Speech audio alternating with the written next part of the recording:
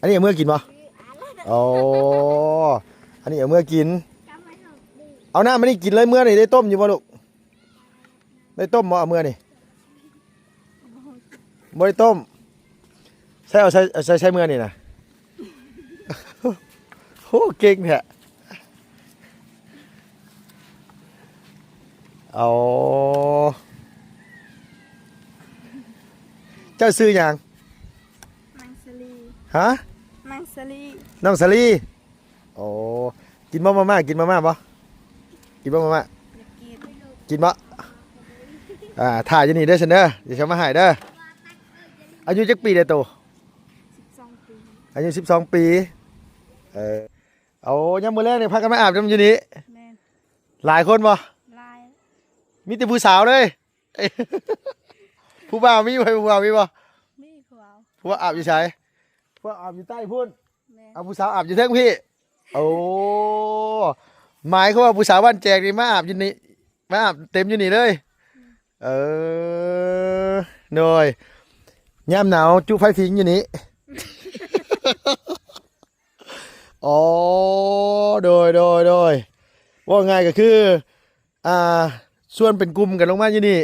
อาบน้ำอยู่นี่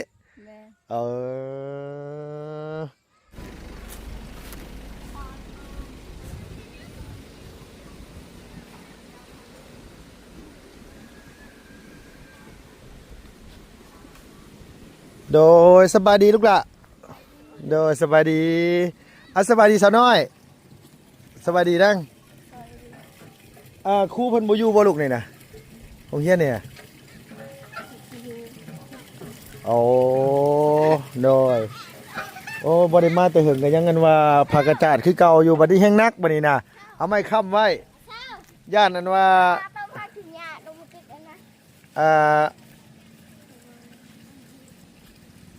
ลมพัดไปโอ้ใช่ล่ะเพื่อนเจ้าอยู่ที่ไหนหน่อย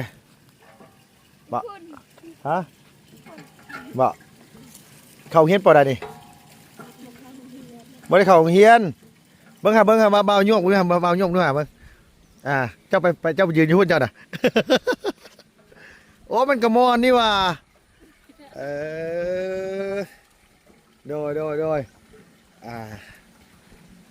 พ่อผู้สาวสำน้อยพี่น้องเอ้ยมากำลังมาตักน้ำอยู่บ้านยังล่ะนี่นะมานั่งบ้านยังลูกนี่บ้านยังบ้านแจงเมืองยังนี่เมืองน้องเหมาะเมืองสิบโปนเนาะ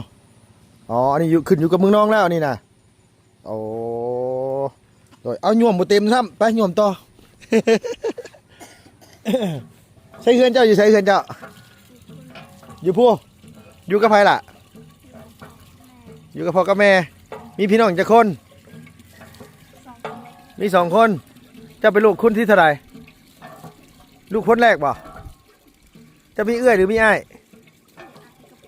มีอ้ายกับเอื้อยอ๋อจะเป็นลูกสาวหลาบ่โอ้ลูกสาวหลาที่นี่นะเนาะเต็มแล้วอันนี้เอาเมื่อกินมานางนี่เอาเมื่อกินบ่นี่น่ะมาละอันนี้เอาเมื่อกินบ่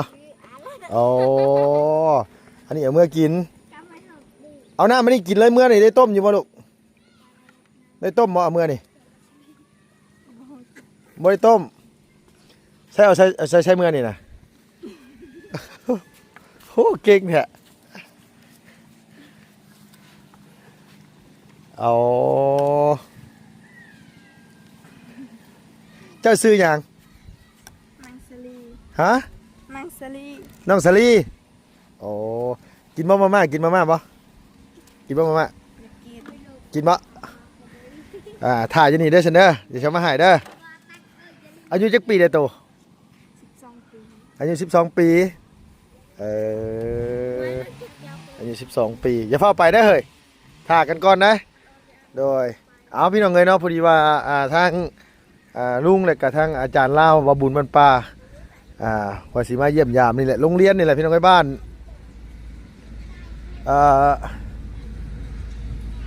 นี่อย่างมาลุงก็ลืมซื้อเลยอยู่เมืองน้องนี่แหละพี่น้องเอ้ยโรงเรียนเพิ่นก็ได้หลังนี่ครับแต่เก่ามาพ่อครูพ่ออาจารย์อยู่นี่เนาะโดยลงไปนี่ห่วยบ่นางแม่นบ่ชลีห่วยบ่ เวลามาอาบน้ำมาอาบพี่บ่ โดย ชื่อเจ้ามาอาบพี่บ่โอ้โดยเรียนอยู่ปอใดแล้วเจ้าน่ะ ปอสี่ อยู่ปอสี่เรียนอยู่บ้านนี้บ่หรือว่าเรียนอยู่บ้านไหนลูก วันนี้ เรียนอยู่บ้านนี้ผู้นี้ได้ซะผู้เชื่อสีบัวนี้ได้ซะ จบแล้ว จบแล้วจบปอได้แล้วน่ะ ปอห้า จบปห้าบ่ได้ไปต่อมอบ่ลูก โดย ไปต่อมออยู่บ้านไหนนั่นน่ะ มา บ่ได้ไปอาซาเลียเอามาลูกละ ขอบใจ โดยเอาเฮ็ดหยังเฮ็ดสวนหรือเฮ็ดให้เจ้าบ่นั่งอยู่บ้าน เฮ็ดสวน เว้าลาวบ่ค่อยเป็นบ่โตผู้สาวสำน้อยเว้าลาวบ่ค่อยเป็นอยู่บ่เอาอยู่นี่เจ้าบ่ได้เข้าไปโรงเรียนอยู่นี่นะ บ่ได้เข้า บ่ได้เข้า จาก อ่ะเฮือนหลังใหญ่ซำใดเฮ้ยซาลีเฮือนโตบ่ซาลี คนน้อย เฮือนน้อยๆบ้าวไปเบิ่งได้บ่ไปเบิ่งได้บ่ตามไปเบิ่ง ๆได้ ได้ป่ะได้เนาะไปติดตามไปเบิ่งไหมขับจังไหนว่ารถนี่แม่เฮ็ดขึ้นดูเอื้อยกับอ้ายอันว่าอยู่เฮือนน่ะบ่หรือว่าอยู่ไส อยู่เพื่อน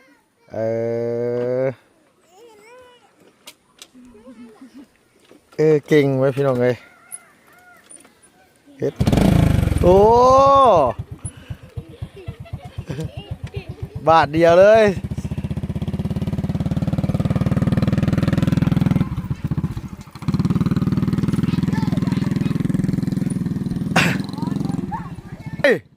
โอ้ยไปสิว่าตักน้ำบัดมาพ่อแลนเลยบัดที่นี่นะ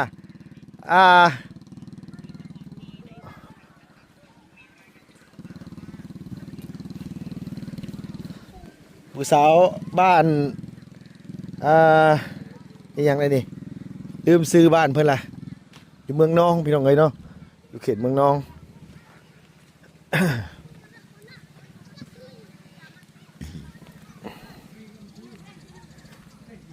เพื่อนอีหลาเพิ่นอยู่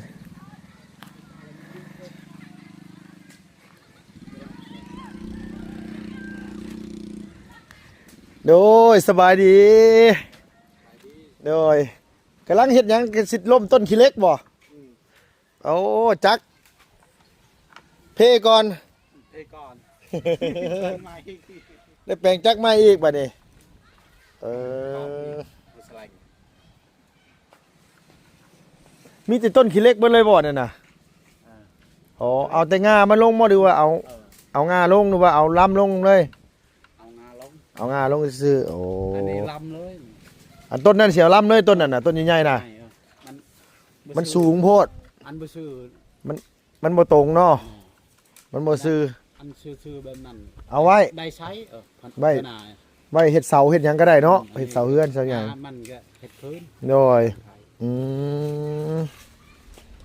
เจ้าอ่ะพอดีแวะมาเบิ่งข้างอ้ายเพิ่นพี่น้องเอ้ย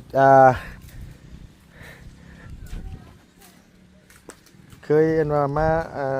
เยี่ยมน้องผู้หนึงอยู่เฮือนหลังนี้ตะกี้เนาะน้องเพิ่นเห็นว่าอยู่เฮือนหลังนี้แหละเดี๋ยวสิตามไปเบิ่งเฮือนน้องอันนั้นก่อนพี่น้องเพิ่นว่าเฮือนเพิ่นหลังน้อยๆนึงว่าซั่นว่าออกไปก็เห็นเพิ่นว่าเพิ่นน้องน้อยเมื่อกี้นี่เนาะ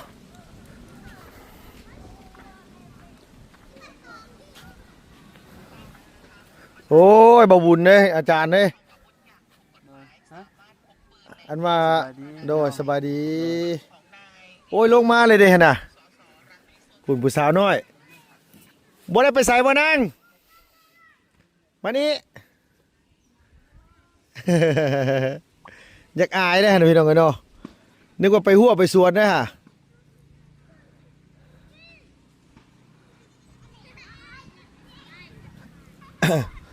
โอ้อยู่เฮือนบ่ซั่นน่ะโอ้นึกว่าไปสวนกล้วยบ่ได้ไปเนาะเห็นมิดจิลีอยู่โดยเอาสบายดีเด้อสบายดีล่ะโดยอ๋ออยู่เฮือนอ๋อบ่ได้ไปสายอ๋อบ่ได้ขึ้นไปสวนกล้วยบ่ซั่นน่ะ บ่ ฮะแล้วเลย เฮ็ดหยังซื่อๆมื้อนี่อยู่เฮือนซื่อๆโดยโอ้เด็กน้อยหลายเนาะบ้านนี่เนาะอยากกินขนมบ่ได้ซื้อขนมมาซ้ำล่ะเอ้ยจักสิว่าจังไดว่าที่อาจารย์ได้เนาะอ่ะ มาไปแซ่นี่เนาะ อีหลานี่เหมาะมาแต่เฮือนได้ยินเสียงเบาว่าจักดอกอย่าลงมา เฮ็ดหยังอยู่เฮือนน่ะ ว่าใครสิคอยคอยงู ไปปล่อยงัวใส่ล่ะอยู่ผู้เดี๋ยวไปเลี้ยงงัวอยู่ผู้บ่อ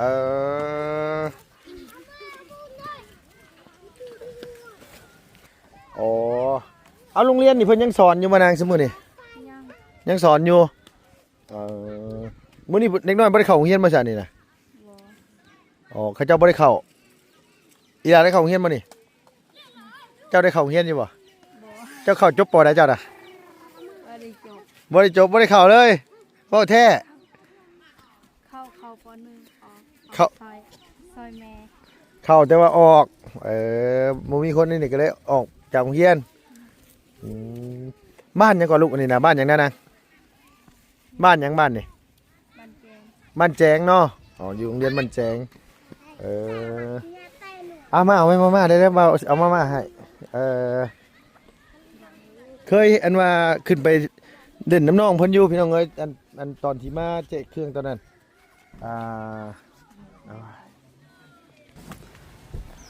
น้องๆเพิ่นก็อยากมาถ่ากินขนมเพิ่นเขาบอกว่าเขาไปซื้อมาเพิ่นว่าซื้อมาให้ได้เนาะ โอ้เซ็ตรถโรงพยาบาลนี่ มาเซล พอเถอะวัดบ่พอ โอ้โอ้ มาแล้ววันนี้ขาดเลยเราบ่ได้แจกขนม วันนี้แจกขนม เขาบ่ได้แจกวันนี้บ่ได้แจกวันนี้แจกเด้อวันนี้น่ะเด้อ โอ้ยเนาะปาโธ โอ้ อาจารย์เลย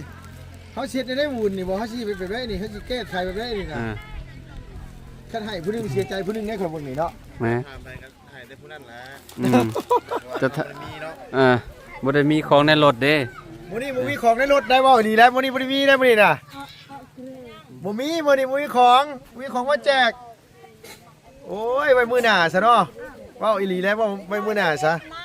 ฮะอะไรโอ้ยมันบ่มีของมาแจกมื้อนี้น่ะเว้าอีหลีแล้วมาแวะมาถามมาซื้อไว้มื้อหน้าซะเนาะล่ะเนาะเอาได้ไว้มื้อหน้าเนาะปาสมมุติว่าให้มันให้บ่ครบกันนี่ก็พอแห้งอีกนี่น่ะ ครบเล็กน้อยละ บ่มีเบิดแล้ว มันเบิดมื้อนี่น่ะ ได้เล็กน้อยแน่จะกินงู นี่น้อยจะกินมีฉันว่ามื้อหน้าเด้อมื้อหน้าชื่อมาแจกเด้อ บ่พอจานไหนบ่พอได้จานไหนจังได๋ก็บ่พอ เด้อ มีแก๊สน้ำแก๊สนี่ เกียรติหนึ่งมีอยู่32ติ 32เฉพาะนั้นเนาะบ่ได้มีแต่ซ้ำนี่เด้อบัดนี้ นั่นบ่ได้ เจ๊ ผูก นี่บ่ได้เว้ามา โอ้ กลุ่มพึกว่านี่เดี๋ยวพอแห้งเฮาไปซะบ่เป็นเนาะอุ่นเนาะ ฝากนั่น มี เห็น เค ไหม รื่องในลายได้มาแจกเนาะ เนาะ เอาอีหลีนะมาบ้านนี่นี่คักอยู่ว่าบ้านนี่ก็เจ้าแบบว่าเจ้านี่ลาย มันบ่มีเลยเอ้ยมื้อนี้มันเบิดแล้วมื้อนี้น่ะมันมีบ่ได้หลายมันมีบ่หลายมื้อนี้โอ้ยไว้มื้อหน้า3มื้อหน้าเดี๋ยวแวะมาเดี๋ยวสิซื้อมาฝากไว้ให้นี่เลยแหละ ยังจังมือแล้ว มือใหม่เอามือใหม่ซะเนาะคันมาแจกนี่บ่ได้มีแต่เด็กน้อยได้ดูเนาะ ต้องแบบหลายเนาะ มัน ต้องหลาย 10แก๊สขึ้นไป แม่ อยู่บ้านนี่น่ะ10 ประมาณ ขึ้น 10 ไป แก๊สขึ้นไปเพราะว่า โอ้ย ก็มันฝั่งทางก็มีเนาะบ้านแล้วก็ฝั่งนี้ ขับไปฟังทางพุ่นกับพ่อแห้งอีก ว่าเพิ่นข้ามมาแต่ฝั่งทาง หมู่ตัวว่านางอันผู้มาตักน้ำเมื่อกี้นี่มาละหมู่เพิ่นบ่อันคนที่มาตักน้ำเสื้อชื่อหยังนะนางสลีน่ะหมู่เจ้าบ่หมู่รุ่นเดียวกันบ่อ๋อไปเล่นน้ำกันไปเลี้ยงง่วมกันอยู่บ่ บ่เรามีหัวเราคายมาได้ เราบ่มีงัวเฮือนเราอยู่ไสนางน่ะอยู่หลังไหนนะ พื่อนด้านหลังใหญ่อยู่บ่ล่ะซ้ำบ่เพื่อนเจ้านี่หลังแป้นเนี่ยบ่ วางนี่ฝ่าพุ่น ฝากคุณอ๋อแล้วอยู่ร่วมกันจะคนน่ะมีใครแน่นอนเป็นไปเก้าคนพวกโดยแล้วอยู่แล้วมีใครในเงินเอื้อยแล้วก็มีบอกเอื้อยลูกสะพ้ายนะพี่นางอ๋อพี่นางเราอ้ายแล้วอะไรก็เอื้อยพี่นางเราพ่อแม่เราน้องแล้วก็มีบอกโดย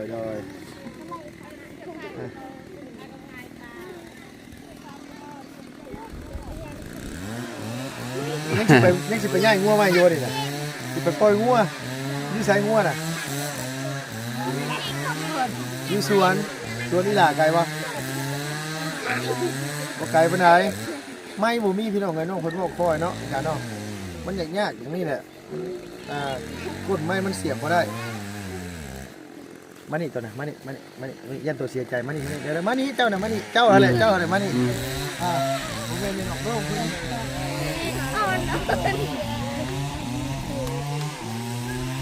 นค่อยให้ผู้นึงต้องคิด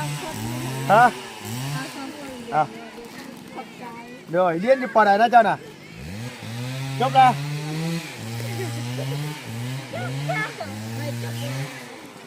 จบเลยห้องปจมห้องปหนึ่งบ่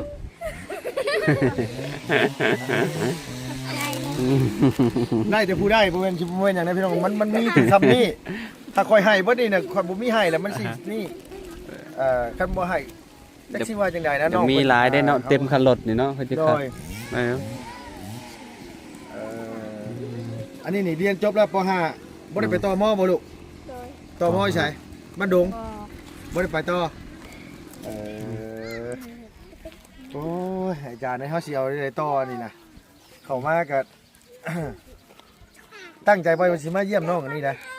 ตั้งใจว่าสิมาเยี่ยมเราแต่ว่ามาแล้วบ่เห็นเราแรกค่ะ เขาอยู่เพื่อน ฮะ เขาอยู่เพื่อน อีหลายตัวซื้อหยังก่อนลูกวะ เรียน น้องเวียดแม่นเลยเนาะเพราะว่ามื้อมาตอนนั้นลุงขึ้นไปเยี่ยมเพื่อนน้องเพิ่นอยู่พุ่นแหละพี่น้องเอ้ยเพื่อนพุ่นแหละอยู่กันจะคนสมมุตินี่เวียด10 คน อันนี้น้องเจ้าอันนี้กะ แม่น้องคอย อยู่10ปุ่นนะเข้าได้จักสอบให้ปีนี้ฮะ เอามันยังเวียดแต่ว่านี้จักสอบกับปีนี้ได้เท่าจักสอบ 6 สอบ 6 สอบเบิดละ หมดแล้ว ซื้อกินว่าตอนนี้น่ะซื้อเอา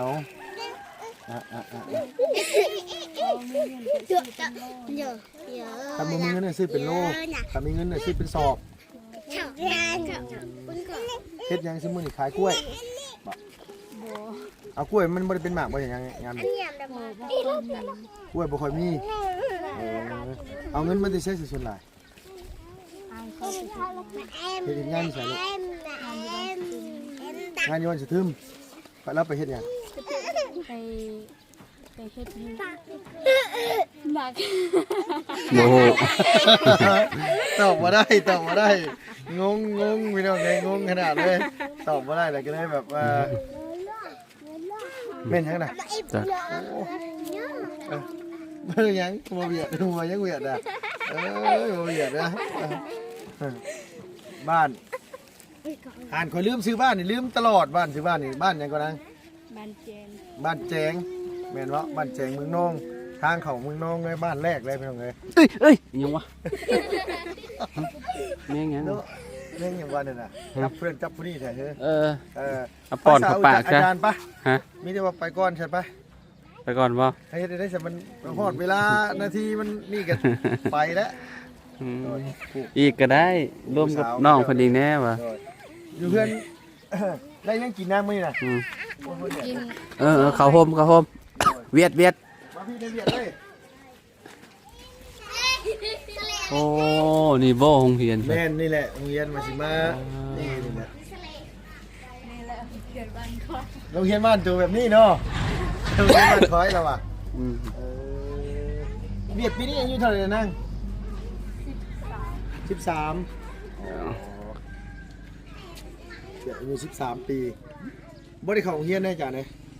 อยู่ใกล้โรงเรียนซื่อๆได้เนี่ยเบิ่งหมู่มาเรียนซื่อๆตอนยังน้อยหั่นน่ะบ่มีคนเอาน้องนั่นน่ะเนาะ ชื่ออะไร อืม คนเอาน้องบ่มีแม่นบ่นางตอนนั้นน่ะบ่มีคนเอาน้อง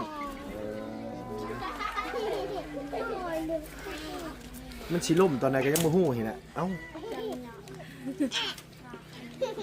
โรงเรียนนี่มีฮอดห้องปอยังนางนี่น่ะฮอดป .5 ป .1 ป .2 ป .3 ป .4 ป .5 เรียนอยู่นํกันเลยว่าง่ายศูนย์รวมบ้านแจงพี่น้องเอ้ยบ้านแจงนั่นล่ะบ้านแจงทางลงไปนี่ลงไปใช่เนี่ยต้องอาบน้ำเหยียดลงไปอาบอยู่พุ่นบ่หรืออาบอยู่นี่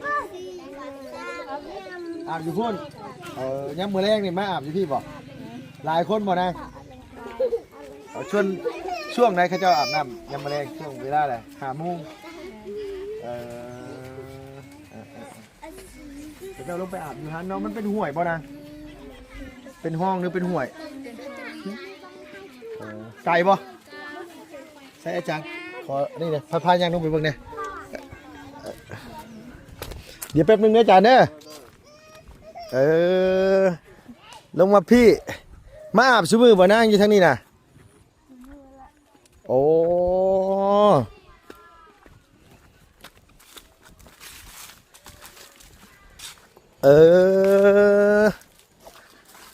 ใช่ล่ะ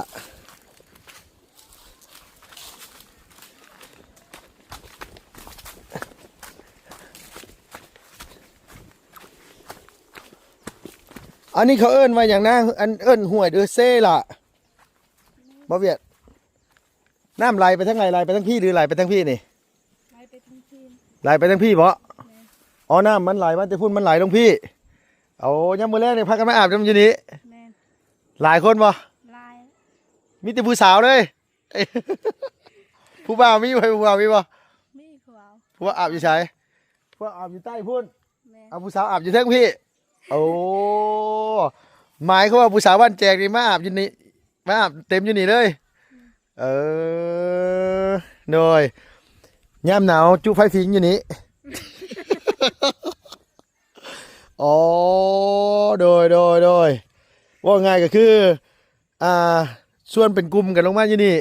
อาบน้ำอยู่นี่ แมน ช่วงไหนหนาวก็ถือไฟลงมาจุแล้วก็พิงไฟอาบน้ำไปน้ำโอ้โดย ห่วยนี่ฮอดย่ำเดือน4 เดือน 5ไปก้านเขียดก็ได้บ่นาง โบ เคยก้านอยู่บ่เคยก้านอยู่บ่เคย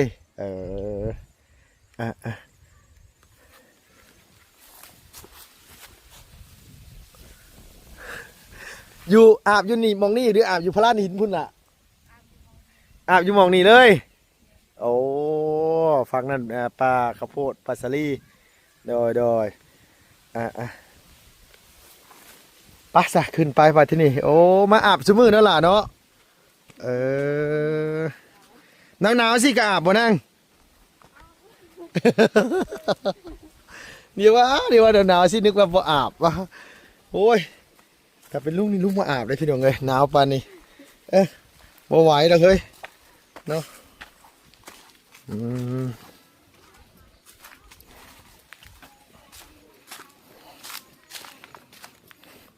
น้องเพิ่นก็แจกเครื่องซอยอยู่เท่านึงพี่น้องเนาะโดยมีแต่ว่ามื้อหน้าเด้อคันว่านั่นมาเด็กสินี่เด็กสิ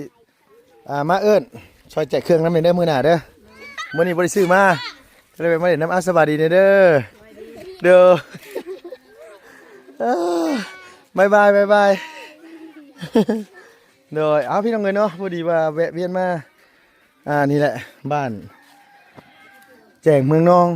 ว่าสิมาถามเดือนโรงโรงเรียนเพิ่นนี่แหละนี่ก็เป็นตาซอยอยู่ได้พี่น้องน้องๆหลายอยู่บ้านนี่โรงเรียนกับอุปกรณ์การทำการเรียนหรือว่าหม่องเรียนกับบ่ได้ ดีเลยพี่น้องเอ้ยซ่อมแซมผักกระจาดบ่ได้มีหม่องชนหม่องพิงเลยฮะบ่ได้อยากเฮ็ดบุญเฮ็ดกุศลเฮ็ดห้องทำโรงเรียนก็เฮ็ดได้พี่น้องนี่เนาะมาซ่อมมาแซมซื้อฝามาจุบจงจุบเจือเฮ็ดให้มันอยู่บ่หนาวเด็กน้องเพิ่นมาเฮียนยามมื้อเช้าอากาศหนาวลมพัดเข้าไปหันโอ้พี่น้องเอ้ยเนาะก็ฝากไว้แน่พี่น้องเอ้ยฝากพี่ฝากน้องไว้ซ่อมแซมน้ำกันนี่อนาคตของน้องๆเด็กน้อยเพิ่นมาเฮียนเนาะขอบคุณหลายพี่น้องอยู่ดีมีแห้งอย่าเจ็บอย่าจนดำๆไปด้วยสุขภาพภายในแข็งแรงเนาะพี่เนาะไปแล้วพี่น้องบ๊ายบายสบายดีเด้อ